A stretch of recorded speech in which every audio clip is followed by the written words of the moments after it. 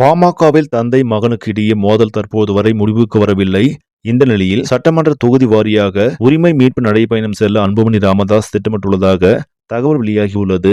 பாமக நிறுவனர் டாக்டர் ராமதாஸுக்கு ஜூலை மாதம் 25ஆம் தேதி பிறந்த தினமாகவும் அன்றைய தினம் டாக்டர் அன்புமணி நடைபயணத்தை தொடங்க திட்டமிட்டிருப்பதாக செய்திகள் வெளியாகியுள்ளது.